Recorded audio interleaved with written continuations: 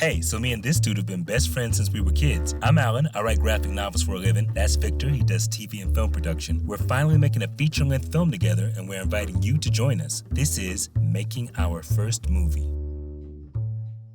Two young activists must choose between violence and peace to bring down the corrupt politician responsible for the death of their childhood friend. All right, man, so we were kind of talking last episode about your short film and how you got it done. So once you had it made, what happened next? Man, after I got that done, I just went head first into the industry, the film industry. Before now, I mentioned in the last episode, I've been doing this for about 27 years, but I mean, in so many different areas. But one of the areas I really wanted to get heavily into was into the film industry, and that pretty much opened some doors for me. Linked up with two very dope female producers. I mentioned them on the previous episode. And actually, one of them is actually an executive producer on this film that I'm working on. But I started doing back-to-back network films in the post-production arm of it. I was the film editor, post-production supervisor. It grew me as a director because I really learned a whole lot in post, just watching what other directors did and on what in their films. I learned from their mistakes. I learned from their successes.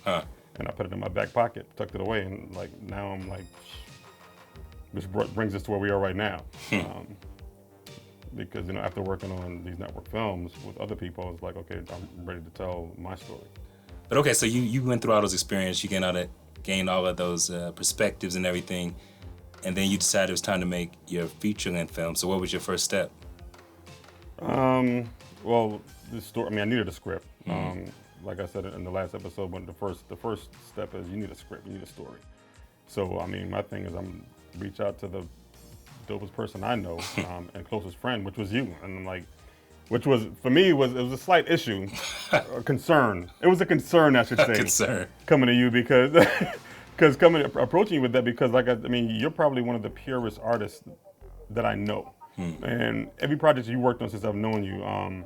From your graphic novels to to you being a teacher, a professor now, to everything in between.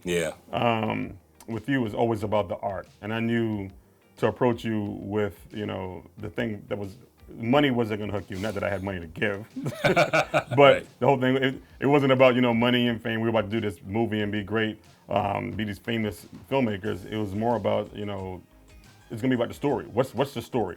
What are we telling? And I knew that that would be what appeals to you, and that was going to be my approach to you, and to pitch that to you first. And it made me kind of nervous because because you have pretty high standards when it comes to stuff like that, and people may see it as you being different, and again, it's not a bad thing. But I was gonna say if you ask any of my ex-girlfriends, they might disagree with you.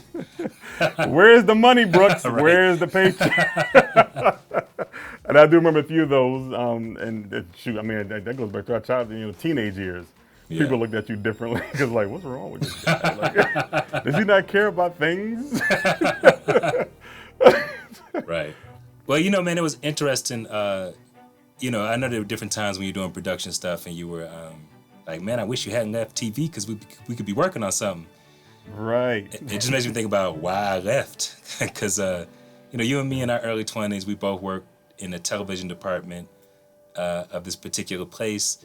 And it was the worst job I've ever had. I would have to agree with that. Yeah, we were taken advantage of, mistreated. And I think, at that age, you feel like, well, this is my first real job. I don't even know if I can get another one, Yeah.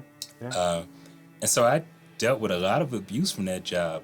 The final straw for me was you had started to become successful in other arenas. People were hiring you for your, your skill at production and editing. Right. And our job got jealous, I guess.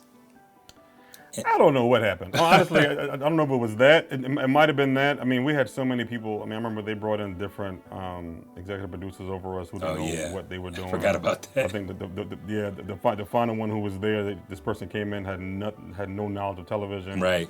I told them, I'm like, look, I can help you out, blah, blah, blah, blah. They took it as insubordination. I don't know. Yeah. I still, to this point, I can't tell you what happened. But I know I got fired. And you had been there 10 years and you had shaped the way that their entire broadcast looked. Like, your fingerprint was all over it.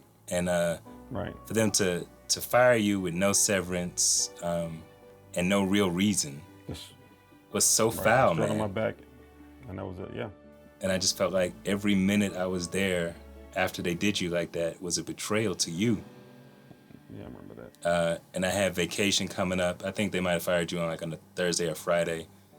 And something crazy, yeah. They had vacation coming up the next week. So I took my vacation. I was gone for a week. And then I came back, worked for a week, and quit. And I remember that. And when I quit, the supervisor was like, I feel like I know the reason you're quitting. And I was like, yeah, you know the reason I'm quitting. I'm quitting. Yeah. And he was like, well, can you give us notice? And I said, well, your notice was the day you fired Victor. And yeah, I remember that. And until this day, when I tell you that's something, when you did that, I was like, yo, he's a real one.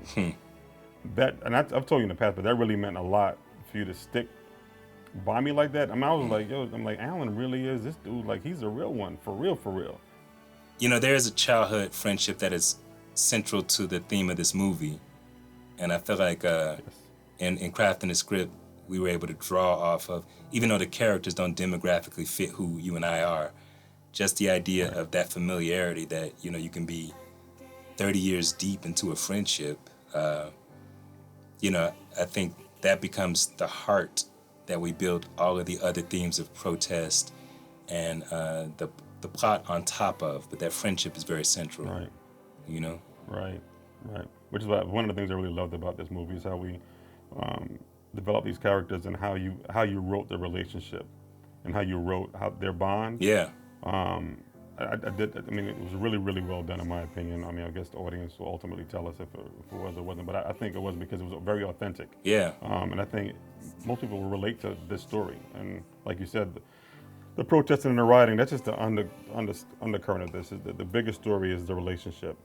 Okay, yeah, I think we're definitely gonna get into this more in other episodes, but basically you and I plotted out what we wanted the movie to be about, and then I took that and wrote the script, and then now we've gotten money together, we're about to start casting when quarantine allows, and then it'll be in your hands to direct and craft it, and I'm really happy with how all of this is coming together, man. I feel proud of what we've done so far. So do I, yeah. And, I think one of the reasons that you felt confident that I could write it was because of the things that I've won. For example, my excellent grammar. You was over the grammar police. I hated you for that. Still do. But it worked on this script. Yes.